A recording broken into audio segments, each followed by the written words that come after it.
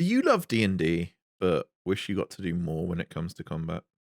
Well, recently I've been wanting to talk about Draw Steel, the game that came out this year by MCDM, folks who've made some absolute fantastic 5e content, and have now finally made a large scale system. I've directed a few one shots and played in a few adventures, so let's get into whether this game might be for you.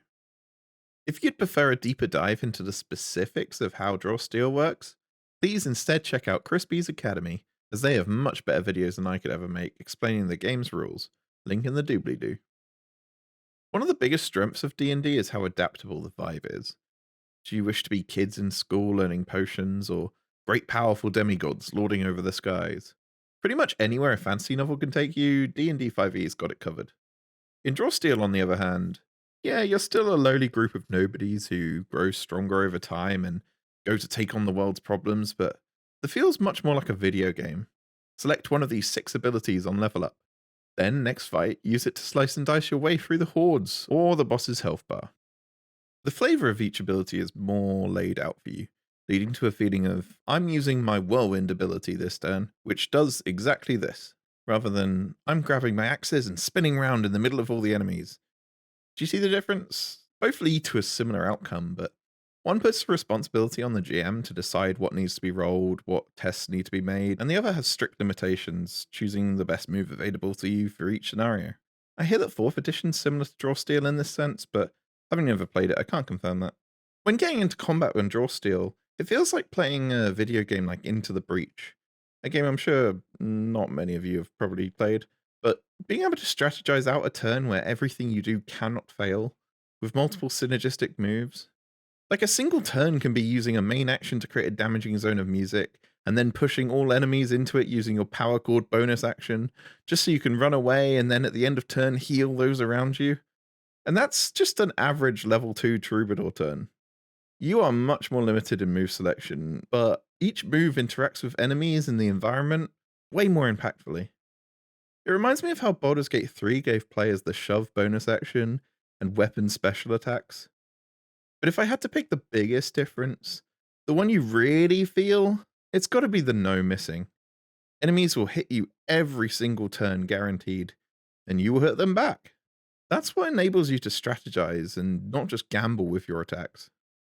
Draw Steel shines in combat, and the recovery system is built around a day of many, many fights burning through several of your health bars as you spend recoveries. But outside of combat, Draw Steel takes NPC interactions and small tasks and just gamifies the hell out of them, turning free flowing dialogue into negotiation minigames and montage tests. This once again takes away from the reliance on the DM, as the reactions of the NPCs and conversations are essentially pre programmed, whilst being at least one step away from dialogue options, so you can still roleplay it out. Montage tests are the game's way of speeding up non combat encounters, so you can still describe what's going on, play to your character's strengths, and not get bogged down in the finding the correct book at the library or fixing the broken cart. Now, I used very loaded language there, calling it bogged down, as for some, these slice of life play it out challenges are what makes D&D immersive. And Draw Steel definitely favors efficiency and excitement over the immersion factor. This is more X-Men the Animated Series than Breaking Bad. If what was said here is enough to make you interested, I highly recommend using a functional TTRPG sim like Codex. It's a program like Foundry, but being made specifically for Draw Steel, and it handles a lot of the rules and functionality. Normally, I'm more of a play on the kitchen table in person fan, but the reason I think this works for Draw Steel specifically is there's so many triggers, end of turn effects, object force movement, and loads of interactions that can be really tricky to track in person. Additionally, Draw Steel rules make verticality a really key tool in your arsenal. So much so that I would recommend having at least some verticality in every single encounter. Throwing them off the edge of a castle wall is great, but in Codex you can actually see them plummet before automatically taking the right fall damage. Verticality on tabletop is something that's pretty hard to access, and I have struggled with. It requires terrain construction or awkward uses of tissue boxes as stand ins. I just think using Codex for the verticality is a wonderful way to go. All in all, Draw Steel's built with a niche in mind. They did not try and make a system that took in all the D&D players. I think that's the biggest strength, though. If you're like me and a fan of turn-based strategy video games, I'm willing to bet you'll enjoy the combat in Draw Steel a lot more than D&D. I accept that most D&D enjoyers won't mesh with it. I'm just happy if a few people see this video and realize that's what they really want from a TTRPG. Hey, that's what happened for me.